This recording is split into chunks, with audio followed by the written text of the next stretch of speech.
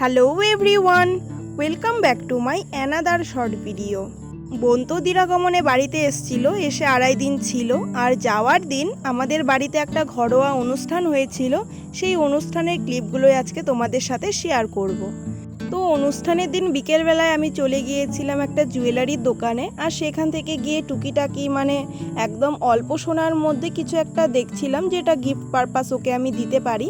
আমার বাজেট তো ছিল একদমই কম। তো যাই হোক, এখানে দেখো কয়েকটা কিন্তু ব্রেসলেটও দেখছিলাম, পলা ব্রেসলেট রূপোর।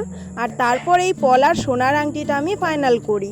আচ্ছা, এই ডিজাইনটা তোমাদের কেমন লেগেছে জানিও তো, আমার তো বেশ পছন্দ হয়েছিল। আর এইখানে দেখো আমাদের বর বউ কিন্তু একদম তৈরি। আর সেই দিন তো বোনের ছিল প্রচণ্ড জ্বর আর সর্দি, 2-3 দিন থেকেই ওর শরীরটা খুব খারাপ ছিল। ওকে যখন রেডি করানো হচ্ছিল তখন তো রীতিমতো কাঁপছিল ঠান্ডায়। আর ওকে কিন্তু রেডি করানোর আগেই ওষুধ খাইয়ে নেওয়া হয়েছিল, আর লাস্ট 2-3 দিন থেকে ও ওষুধ খাচ্ছিল, জ্বর সর্দি কাশি সব একসাথে ধরেছে বেচারির। ওর মুখটা দেখলেই তোমরা হয়তো অনেকে আন্দাজ করতে পারছো, মুখটা একদম শুকিয়ে গিয়েছিল সেই দিন। আর এই যে আমাদের বর আর কনে বেশ মিষ্টি লাগছিল কিন্তু ওদের, তাই না? তো তোমাদের তো আমি আগেই বললাম যে অনুষ্ঠানটা একদমই ঘরোয়া ছিল, আমাদের নিজেদের লোক নিয়েই কিন্তু এই অনুষ্ঠানটা সারা হয়েছিল। আর এখানে দেখো আমার একটা বোন ওর জন্য এই ফটো ফ্রেমটা নিয়ে এসেছিল, রাধা আর কৃষ্ণর সুন্দর একটা ফটো ফ্রেম ছিল 3D প্রিন্টের।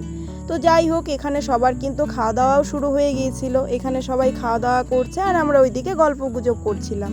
আর ততক্ষণে দেখো ওর বরের বাড়ি থেকে কিন্তু লোকজন চলেও এসেছিল। তারপর ওনাদেরকে ওই ঘরে টিফিন দেওয়া হয়েছিল, আর আমি তখন চলে আসি এই ঘরে। এখানে দেখো আমরা সবাই কিন্তু বসে বসে এখানে আড্ডা দিচ্ছিলাম। তো যাই হোক, আজকের ভিডিওটা এখানেই শেষ করছি। তোমাদের ভিডিওটা কেমন লেগেছে অবশ্যই কিন্তু কমেন্টে জানিও। বাকি ভিডিও আসছে নেক্সট পার্টে।